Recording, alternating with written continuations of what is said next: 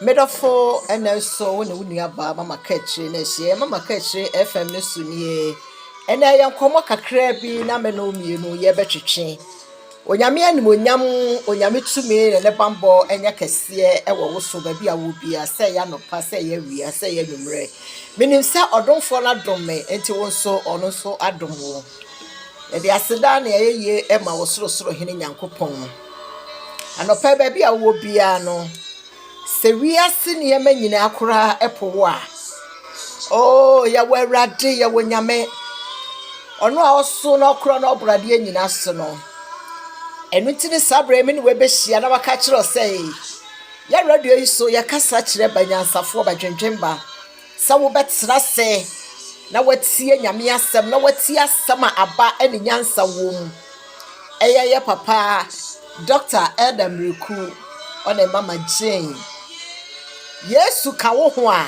wo ye bonyi na wo be wonta wo ye sutani a wo be ware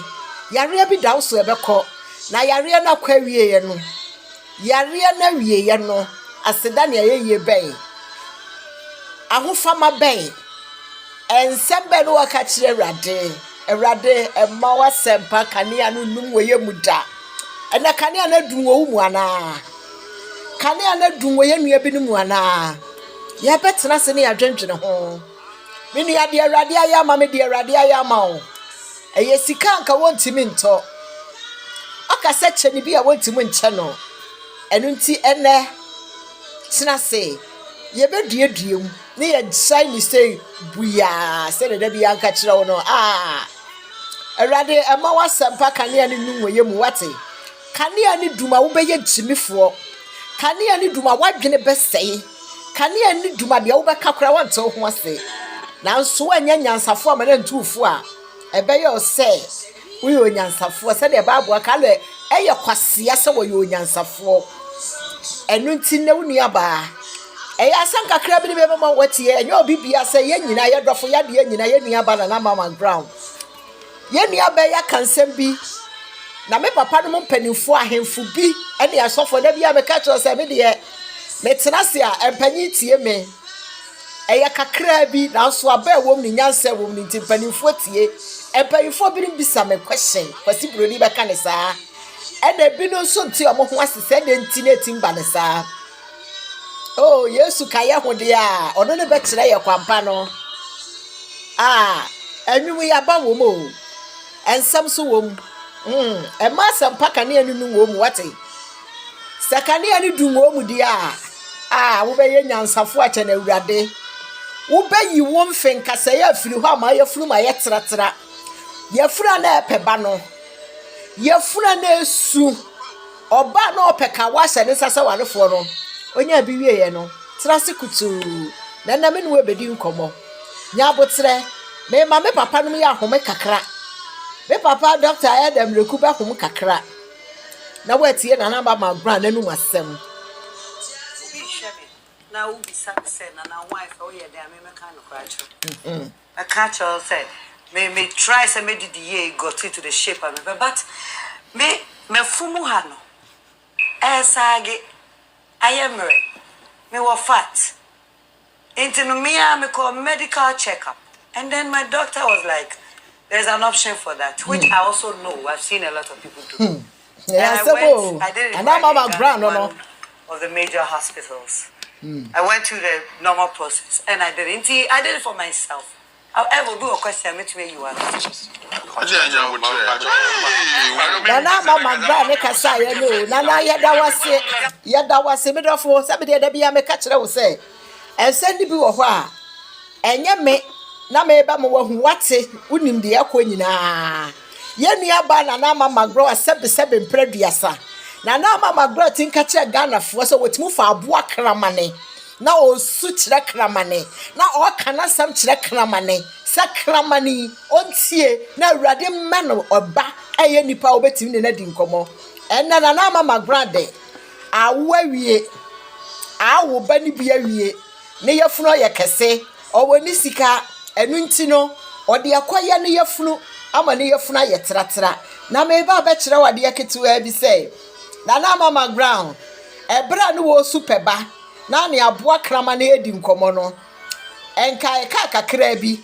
enka wo hye awurade po se so oma wunya ba na mpo sebe mpraduasa sebe mpraduasa nana na nka sebe o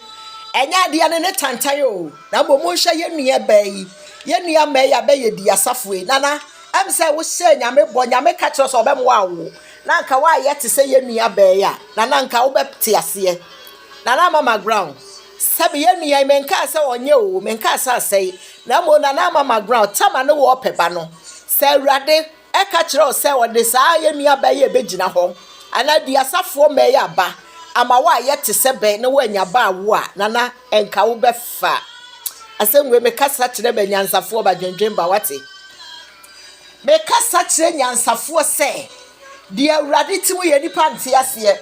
na eya na mente Ghanafo no nso bi ase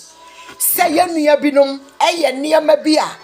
na ye sososo na ye gigibeso na Mcbrown e ma awurade ka na enu wo wate na wo sika wo eye no kore wo sika na so bra no wo pe wo ba magazine no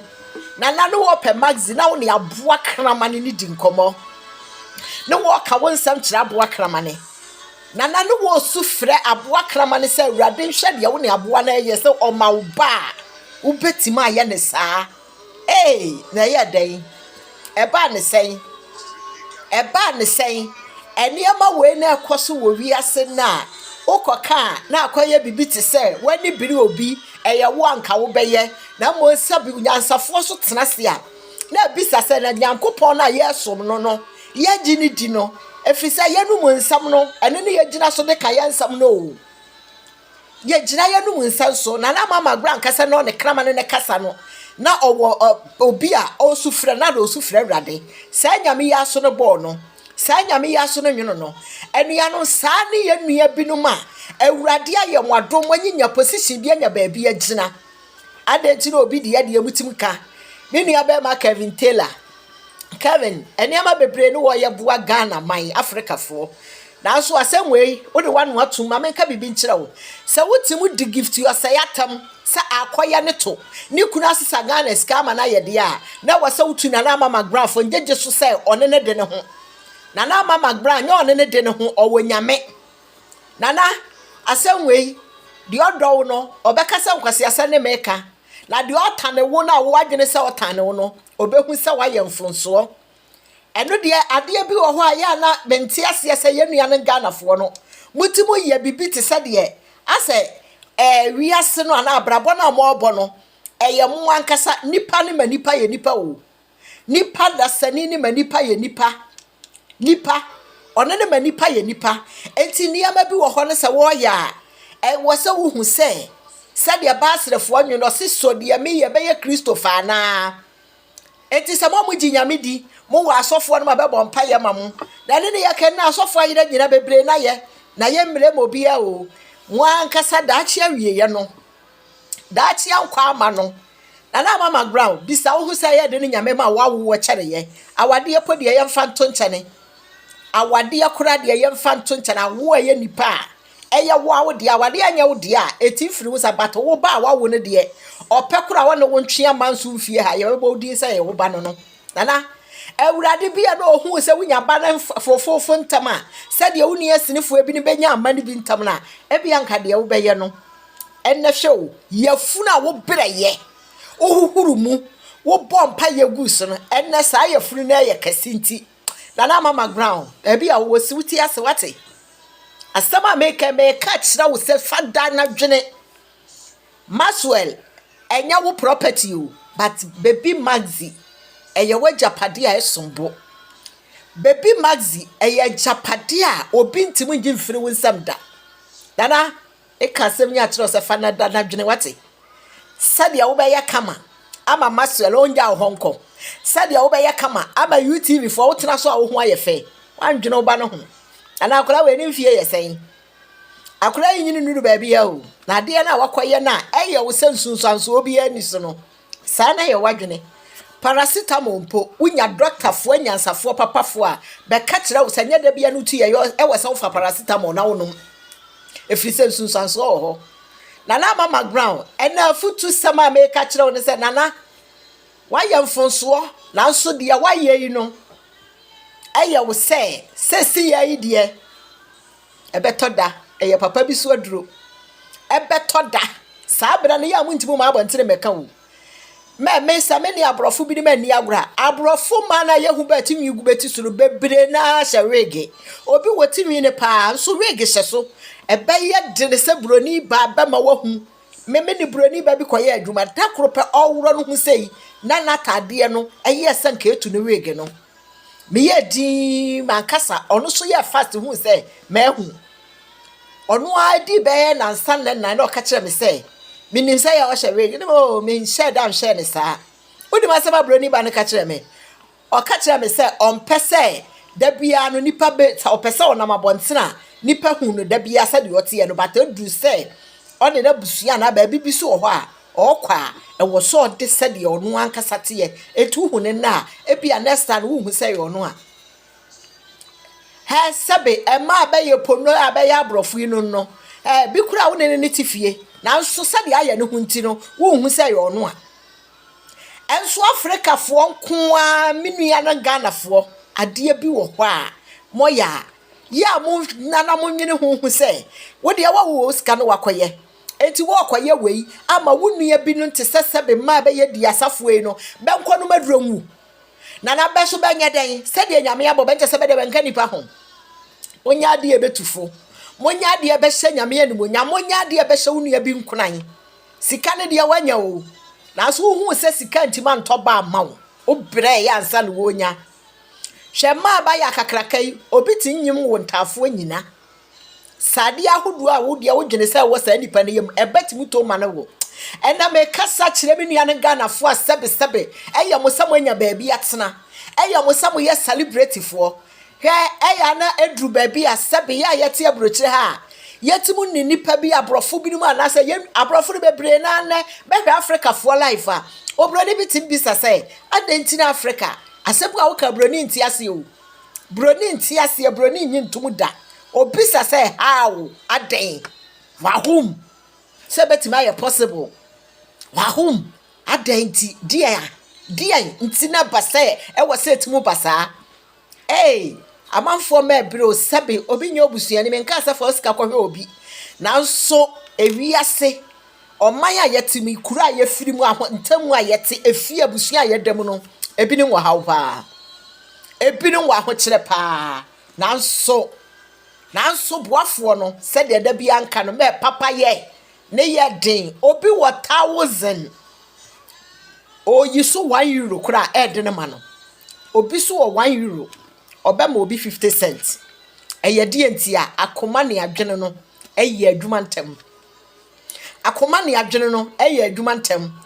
menua no Ghana fo ene ense bebre na ekoso ewo social media yi so na social media so nsam no ya yetena sese ne ye ka obi timi bisa se ne we wo ha wo ho eye ha ye ha ya hode na nso ye ka anyansafo bi nso famu aba me pese mi betu obi akola bi ababa wa bi obi anya ba bi te se die nyame aya wo no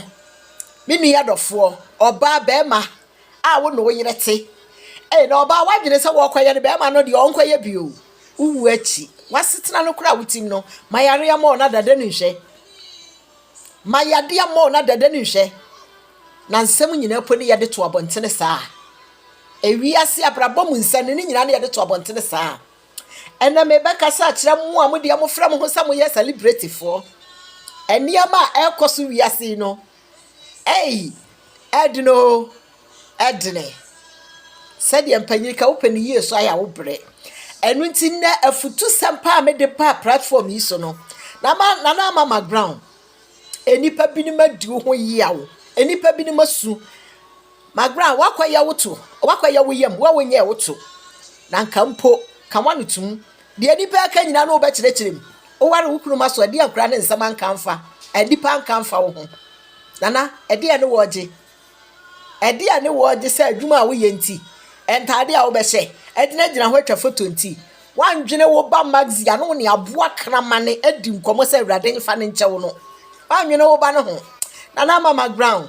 me papa ohene panyimu bi asam o ka ye se sede no osi pe wasem no ade we ya watsena domanim akanti wo program kro person behwe biem ana eniama bu aya mo hu ni say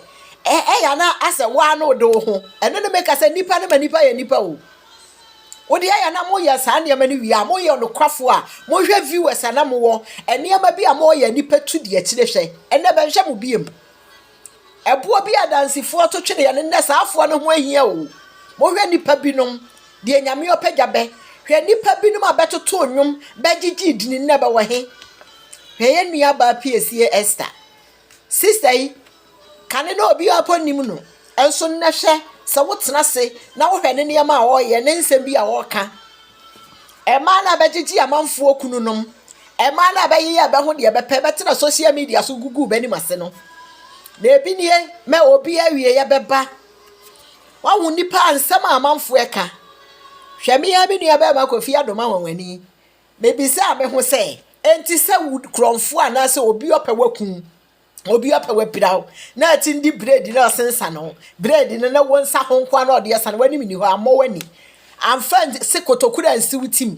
aduanum gada for ho se mo maye disa so ko celebrate sefo we yachia na me bisa se mo hwe alatafo maye ebinom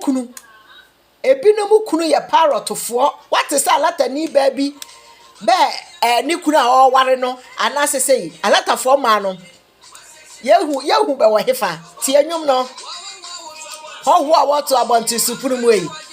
man friend ya waje atawani oh wasiesie wachi eti wo bana wo bewu agya no hey dia rade yeso wate na mo me hwe de nyame ayeyi me ni adofo ene da bia kaba wonti obi nhira ase o obi ni padua wonti ase me de mesa urade oti ase nko ade watamfo na wan obeba da na so donti e be kodotiam ti anwumi wate wakati ya chawe kwa wie ye abankwa no wosabesan kra no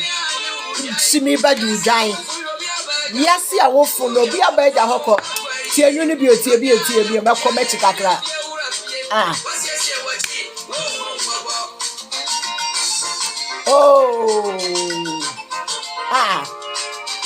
eya majo no share dia no wodi wo wi ase mama Bugatti tu ni dotie be kodotiem adagyamu no bae wo kodadi wakatu afo etwen kai wo nkwa na wie ye abankwa no wo sade sankrai wuchi me badu dan to wakwa ye wate dotie be kodotiem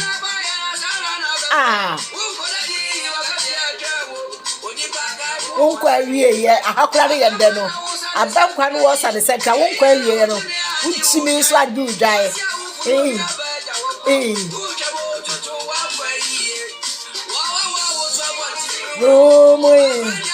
man flani awaji atawani keneke efiewra so beba ewu obeba do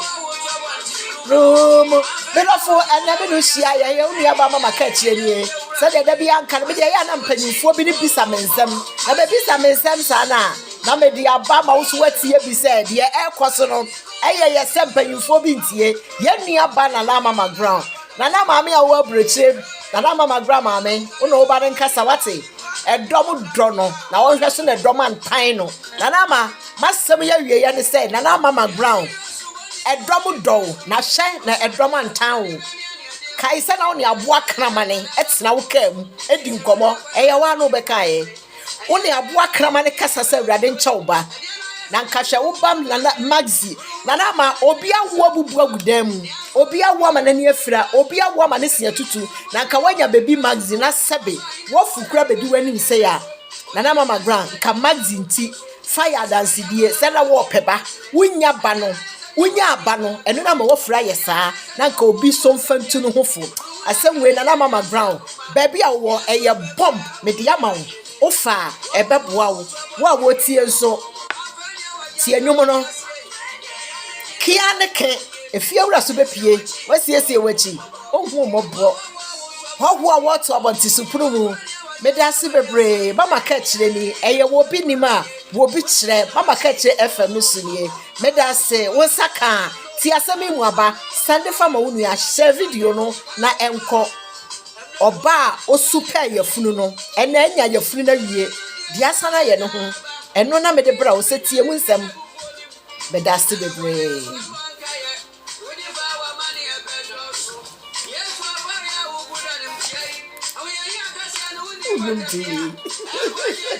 Pacho ni